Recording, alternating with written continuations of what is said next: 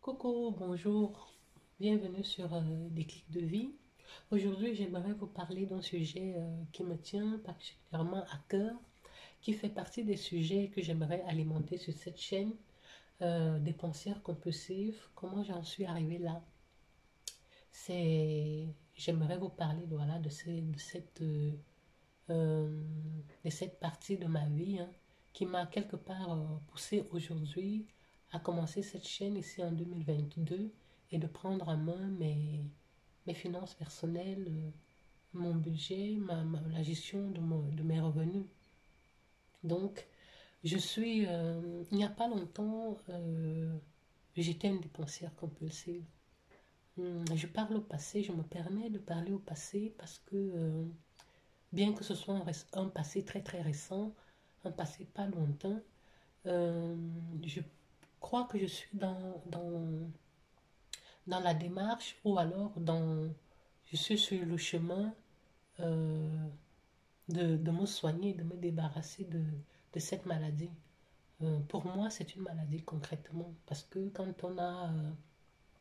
on vit une situation, un fait qui vous colle à la peau comme une seconde nature, quand on vit quelque chose depuis des années, dans mon cas, euh, pendant 6 7 ans presque, j'ai été dans la dépense compulsive, une dépensière compulsive. Donc après 7 ans de vie, avec des habitudes, les habitudes elles deviennent une seconde nature, elles nous collent à la peau et on a du mal après à s'en débarrasser. Donc dans mon cas, concrètement, c'est une maladie.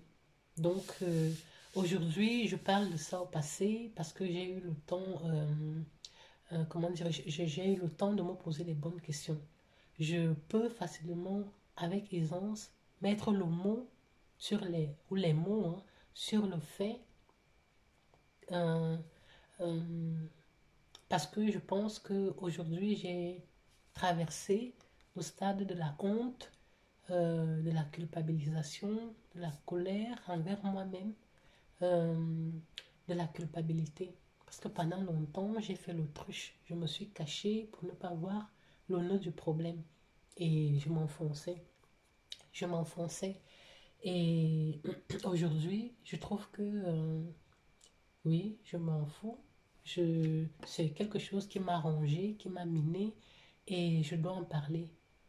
Et pour moi, parler de ça me permet d'extirper davantage cette, voilà, ce truc qui me colle à la peau, qui ne m'a pas lâché pendant longtemps, que peut-être moi-même j'ai alimenté, parce que je ne savais pas faire autrement. J'ai également pris le recul de me poser les bonnes questions. Euh, je me suis interrogée moi-même, j'ai interrogé mon moi intérieur. Euh, pourquoi est-ce que j'en suis arrivée là? Je me suis posé ces questions. Et sans être une psychologue, je pense avoir trouvé plus ou moins les pistes de réponse, euh, les déclencheurs. Quels ont été les déclencheurs de ma situation, de cette situation? Je ne pense pas qu'on ait des pensées compulsives, on le devient plutôt. Et ce sont les situations de la vie, à un moment donné, qui nous mènent à faire X ou Y choix pour se sécuriser peut-être quelque part, pour retrouver un réconfort. Dans mon cas, quand j'interroge mon passé lointain, adolescente, je n'étais pas du tout dans la dépense compulsive. Quand j'avais la vingtaine non plus. Mais c'est vraiment quelque chose qui est né à partir du moment où je me suis mariée, où je me suis installée avec quelqu'un, où j'ai quitté ma famille pour m'installer. Et donc, voilà, ceux qui ne veulent pas écouter ou partager avec moi ce bout d'histoire, bien sûr, la vidéo n'est pas faite pour vous, mais c'est quelque chose que moi j'aimerais partager. Je ne suis pas du tout, attention, je ne suis pas du tout dans une démarche de me victimiser, non, pas du tout. Je ne suis pas, peut-être à une époque de ma vie, j'ai été une victime de quelque chose, mais la vie continue et dans la vie c'est les étapes et les étapes ne sont pas toujours faciles, c'est des hauts et des bas. Donc je ne suis pas du tout quelqu'un qui reste là et se victimise, pleure sur son sort. Non, non, non, pas du tout. C'est juste un partage d'expérience, comme je dis, un partage de bout de vie et de parcours de vie, un partage de parcours de vie. Et si j'ai appris quelque chose de très, très, très, très fondamental, c'est que la parole libère et que de toute façon, tout ce qui ne nous tue pas nous rend meilleurs et plus forts. Donc, j'ai vécu aujourd'hui, voilà, je me penche sur ces questions-là. J'ai vécu dans la dépense compulsive pendant plusieurs années, comme je vous ai dit, pendant 6, presque 7 ans. Et c'était vraiment une période horrible, horrible, horrible, horrible de ma vie, une période noire. L'histoire a commencé avec ma vie de couple, comme je l'ai dit, hein, qui dérivait, euh, mon, ma vie de foyer dérivait je ne sais où. Euh, Mon ex-conjoint et moi, on avait beaucoup de problèmes. On avait des problèmes de dialogue, on avait les problèmes d'autorité. Je sais que beaucoup ici, surtout dans ma culture d'origine, parce que moi je suis d'origine africaine, beaucoup me diront que la bonne femme, elle doit rester soumise. Mais je pense que sans être une féministe radicale, euh, au-delà de la soumission, il y a le respect, il y a l'équité, il y a le partage, il y a une certaine forme d'égalité qui doit se faire dans le couple. Bien sûr, chaque personne, chaque partenaire ayant une place bien définie. Et, et il y a certaines choses, certaines formes d'incompatibilité que parfois on veut ignorer par amour, par, idéologie de, d'une famille, une famille unie, un père, une mère et des enfants. Et dans mon cas, moi j'ai grandi dans une famille très famille, avec des parents qui sont ensemble depuis plus de 50 ans. Euh, oui, des proches qui se mettent en couple, qui se marient, qui font des enfants. Et donc pour moi, c'était la famille idéale. Et quand je quittais ma famille à moi pour suivre cet homme qui m'a amené ici, en Europe, j'ai vraiment idéalisé aussi. Pour moi, c'était pour la vie, quoi. On fait des enfants, les enfants grandissent, on a fait des projets, et c'était comme ça. Mais à un moment donné, on se rend compte quand même, malgré nous, que ce n'est pas ce qu'on a toujours imaginé, ce n'est pas ce qu'on a pensé. On a des visions euh, très très opposées de projection de vie. Et malgré tout, on s'accroche à l'idéal de la famille. On s'accroche au fait que non, quand on se marie, c'est pour la vie. Moi, je suis entrée dans cette spirale. Et quand je ne trouvais pas du réconfort dans mon couple, alors j'ai cherché d'autres moyens de trouver du réconfort. Et c'était les courses en ligne, les dépenses en ligne. Donc, quand moi je recevais mon salaire, je prenais la quote-part de participation au foyer et le reste, ça partait dans les dépenses en ligne. J'achetais, j'achetais, j'achetais. Et honnêtement, même pas 99% de tout ce que j'achetais ne m'était utile.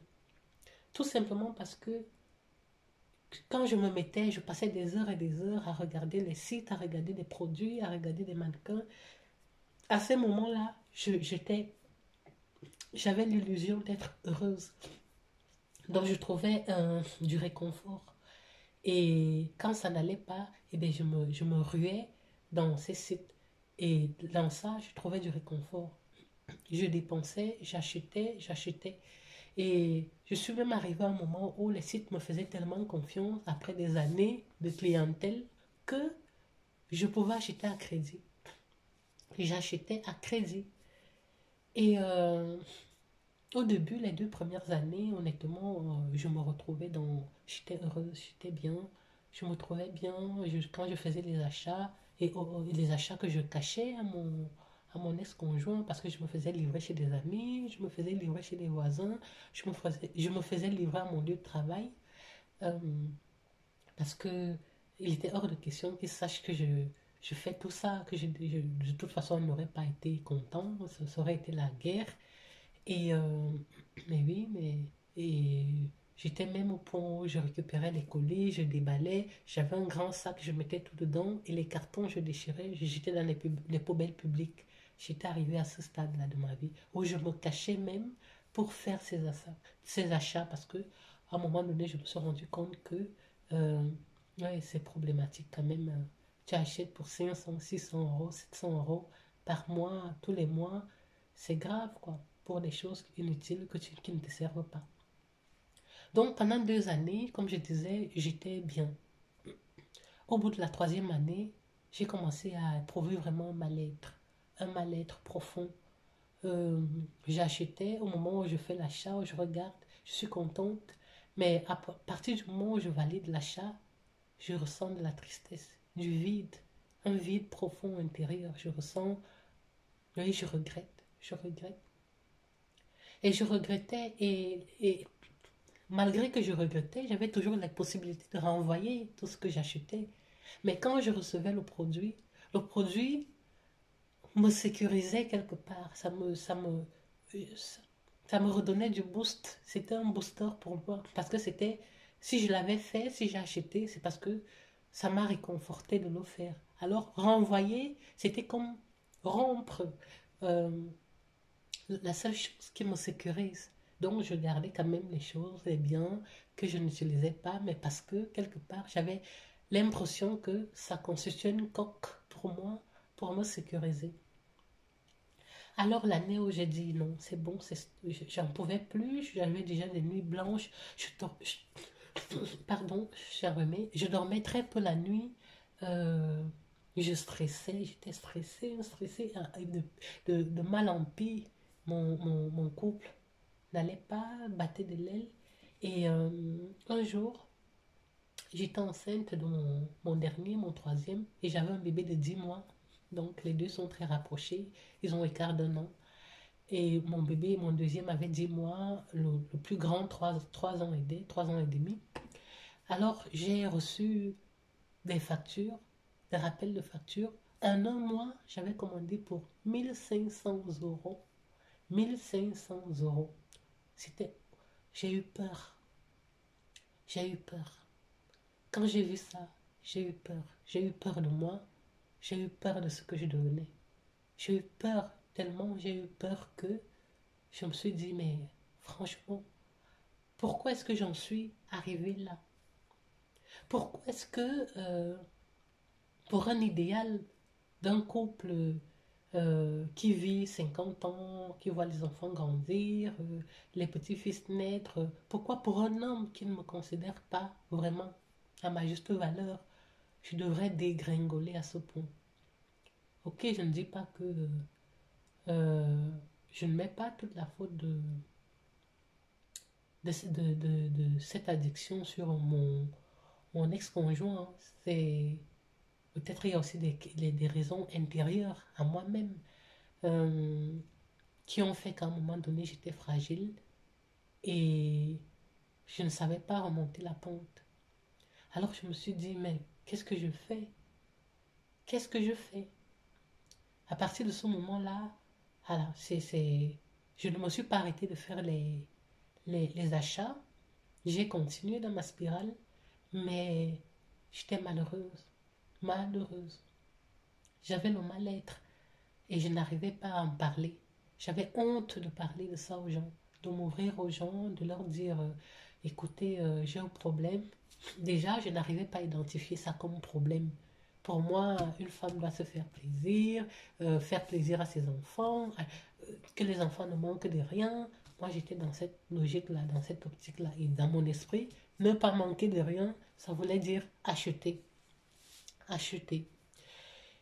Et de fil en aiguille, donc, j'ai pris des décisions qui ont fait que non, je me suis dit, je vais changer, il faut que je change, il faut que je me sauve, il faut que je sauve, il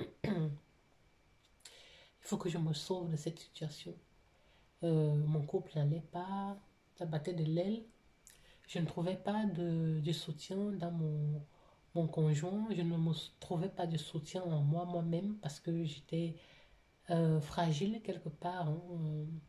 Euh, Fragile, pourquoi? Parce que Peut-être le chemin de l'immigration aussi. Ce n'est pas un chemin, dans mon cas, ce n'est pas un chemin tout rose, tout fort. J'ai quitté tout, j'ai tout laissé pour suivre un homme. Un homme qui, du jour au lendemain, euh, te dit, OK, tu dois tout faire pour t'intégrer. Et pour t'intégrer, tu dois d'abord arrêter de parler petit nègre. Donc, psychologiquement, l'impact que ça peut avoir sur ton compagnon qui est censé te soutenir, tu as changé d'univers, tu viens d'une autre culture diamétralement opposée à celle dans laquelle tu arrives, primo arrivant, tu ne connais personne, euh, tu n'as personne, et puis monsieur te dit du jour au lendemain, à peine arrivé, là je dis du jour au lendemain, à peine arrivé, d'abord toi tu arrêtes de parler petit nègre. Donc, psychologiquement, peut-être inconsciemment, pour lui, ça n'a pas d'impact. C'est peut-être une façon de me motiver, de m'aider à m'intégrer, à m'adapter, à changer mon accent. Mais mon accent fait partie de moi. Ça fait partie de mon identité. Hmm? Me dire que mon accent, c'est un problème pour mon insertion dans la société, dans sa société d'origine, ça devient un problème. Alors moi, j'avais honte de moi, honte de parler même en public. Quand le téléphone fixe sonnait à la maison, je ne pouvais pas les décrocher parce que j'avais peur que la personne au bout du fil me dira, tu parles petit nègre. Je n'aurai pas de boulot parce que je parle petit nègre. Je- hum, Dans la tête, l'impact du manque de soutien quelque part, pour moi, c'est avec un recul, je me dis que voilà, les problèmes ont commencé, voilà, à la base. C'était compliqué, et je ne faisais pas assez pour m'insérer, je ne recherchais pas assez le bien au travail, et même en public, j'avais honte de parler. Quand j'étais conviée à un entretien d'embauche, j'avais la peur de ma vie, je me refermais sur moi. Bref, je veux dire, pour revenir, pour ne pas m'égarer, pour revenir au sujet de la dépense compulsive, moi, vraiment, c'est un problème qui est né de, mon- de- du fait qu'à un moment donné de ma vie, j'avais des besoins affectifs. J'avais des carences que je devais combler. J'avais des peurs d'insertion, d'intégration. Je me suis retrouvée dans un monde où j'étais seule, je n'avais pas d'amis, je n'avais pas de famille. Et j'avais vraiment du mal à faire confiance, à me faire confiance et à me dire qu'il y a des gens où il y a des portes, des pistes de solutions pour moi. Et voilà. Et je dis souvent que c'est très facile de juger la personne qui immigre ou qui s'expatrie, parce que nous sommes tous des expatriés, hein. Quand on colle les mots pour mettre les gens dans des cases, nous sommes... l'humain, c'est un être qui aime bouger. L'humain, c'est quelqu'un qui aime immigrer. Je ne vois pas pourquoi l'immigration elle est possible pour certaines personnes et pas possible pour d'autres. Si je réfléchis bien, si le berceau de l'humanité c'est l'Afrique et que les hommes sont partout dans le monde aujourd'hui, ça veut dire que quelque part, depuis la nuit des temps, l'homme c'est quelqu'un qui, qui, qui aime la découverte, qui aime découvrir. Donc dans ce parcours, euh, c'était un peu compliqué. C'est au niveau psychologique. J'ai eu beaucoup de fragilités qui ont créé des insécurités. Je ne tire pas du tout sur l'immigration ou sur les politiques d'immigration. Ce n'est pas mon, je m'en fous. Je parle de moi en particulier. Et je pense que si chez moi, à la maison, dans mon foyer, j'avais eu un soutien quelque part ou pas, bref, je ne sais pas. Peut-être que c'est moi, hein. Moi, je n'étais pas prête. Je n'étais pas prête à affronter tout ça. Et dans hum, ces difficultés-là, ben, j'ai cherché un moyen de me retrouver. Et je me suis retrouvée dépensière compulsive. Comment est-ce que j'en suis sortie? Ça sera l'objet d'une autre vidéo parce que si la vidéo commence à être trop longue et je ne vois pas, je veux pas qu'on respecte, comme ma première vidéo, elle était très longue. Donc ici, je vais m'arrêter là. C'était un petit peu pour résumer, c'est pour dire que on ne n'est pas, selon moi, on ne n'est pas dépensier compulsif, dépensier ou dépensière compulsif. Mais on le devient. Et quelque part, le déclencheur est à un moment donné, est dans une frustration qu'on a rencontrée à un moment donné de notre vie. Et si on ne fait rien pour s'en débarrasser, parce que c'est très dur de se débarrasser de ça, quand c'est une habitude qu'on prolonge sur le temps. Après, c'est dur de s'en débarrasser. Alors, je parlerai de comment est-ce que moi je fais, quelles sont mes clés que j'ai mis en place pour sortir de ça, de cette addiction. Et je pense que je suis plutôt sur le bon chemin. En tout cas, je croise les doigts que de toute façon, j'ai eu le déclic. Hein. J'ai eu le déclic et non, moi, j'en veux plus. Je ne veux plus vivre comme ça, vivre franchement avec la peur dans le ventre, les nuits blanches, le stress permanent, parce que je suis à rouge, quoi, parce que je dois payer les factures, parce que je vis au-dessus de mes moyens. Non, c'est bon, quoi. J'ai décidé de changer ça et je pense à moi, je pense à mes enfants, je pense à l'avenir et c'est important. Voilà. Dites-moi vous, pour les personnes qui se retrouvent plus ou moins qui ont ce souci, est-ce que vous arrivez à mettre les mots de façon claire sur le problème et ceux qui en sont sortis, comment est-ce que vous avez fait pour réussir à surmonter cette étape de votre vie? Sur ce, je vous souhaite une bonne journée. Au revoir et à bientôt.